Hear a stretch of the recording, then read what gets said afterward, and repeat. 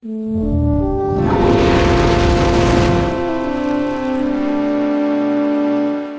adventurers and happy D&December.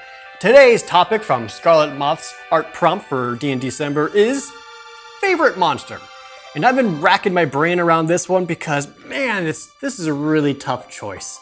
What is my favorite Dungeons and Dragons monster? There's a lot to choose from, and I don't know. I'm gonna cheat. I'm not gonna pick just one, but rather I'm gonna talk about a lot of my favorite ones, at least as both a player aspect from ones I like to fight, and as a dungeon master, which ones I like to throw at my players. It might sound weird, but one of my favorite monsters to use and use often as a dungeon master are kobolds. I love using kobolds. To me, they're like the quintessential level 1 enemy for players. Like they're all level 1, they've never fought anything before. Throw some kobolds at them. They're just a little more iconic to me, or a little more interesting than, say, goblins or orcs, because I feel like those are a little more general fantasy, whereas kobolds, that's Dungeons and Dragons. I always like the more draconic kobolds more than the dog-like ones that had in some editions.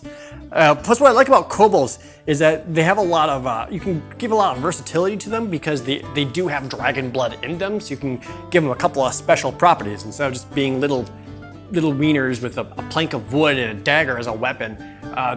They have dragon blood in them. Make them sorcerers. Make them, they have winged kobolds, make them with some ranged weapons. Like, they just have a crap ton of them and they make really adorable noises. I think the Tower of Doom and Shadow over Mystara arcade game also kind of attributed to how much I enjoy kobolds, because I really like the representation of them in there, and they make really cute noises.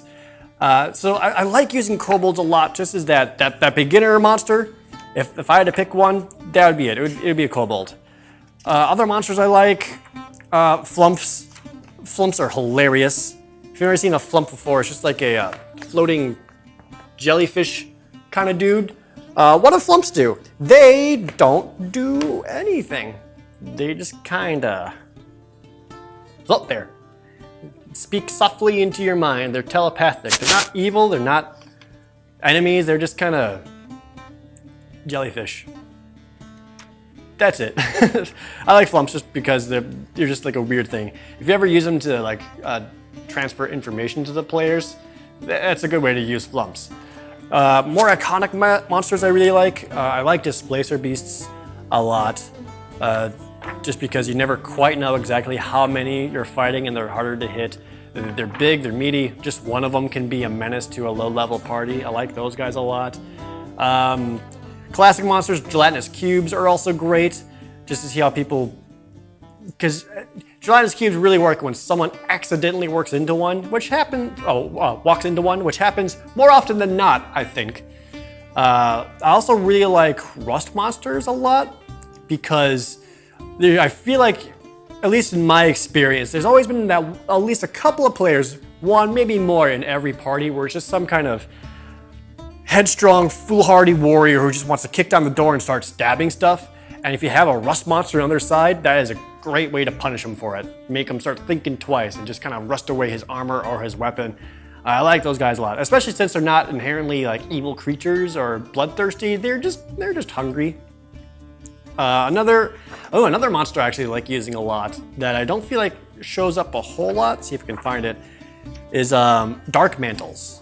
I enjoy using dark mantles just because, especially in a cavernous setting, having them drop down, land on a player, and then start attacking them is great. Yeah, here we go. So they hang out on the ceilings of cavernous walls. And if you tell your player, you walk into this unfinished room, there's a bit of moss, a little bit of puddle of water leaking out of the cavernous walls, and suddenly they're blind and they feel something biting them, it's a good way to freak them out. So I like using dark mantles because they have a little bit of kind of surprise attack on them, just landing on players, because now they have to figure out how to get the dark mantle off, and why can't I see? For some of the bigger monsters, I've used Glabrazus before. For larger fiends, I like using Glabrazus. I also used what was it called? I don't remember the name of it. I've used a couple of different devils and fiends in my campaigns. It was a, what was it, a sleuth or something like that? You could create massive ice walls. It was awesome. It was in 3rd edition. Well, not important. But you know what? If I had to pick, all right, single monster favorite all time, most iconic to Dungeons and Dragons. I mean, is it typical? Yeah, but I don't care. It's gotta be beholders, man. Beholders are just so cool. It's the giant floating eyeball guys with several eyeballs sticking out of it. It's on the freaking cover. It's on the cover. They have it's on Xanathar's Guide to Everything. As Xanathar is a beholder. They have an entire game series named after it called Eye of the Beholder. They say beauty is in the eye of the beholder, which 100% true fact. I absolutely know this for sure. Don't look it up. Just trust me on it. The phrase "beauty's in the eye of the beholder" happened because of Dungeons and Dragons. They're like, oh, that beholder's got a charisma 22. The beauty's in his eye. That's why they said that. But what I like about them is because there's so many different ways of killing someone. Every single eye is a different ray that just murders someone.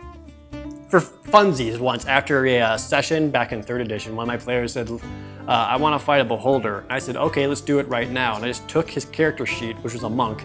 I had him fight one beholder, and we figured out he died 14 times in different ways before he finally dealt enough damage back to the beholder to kill it.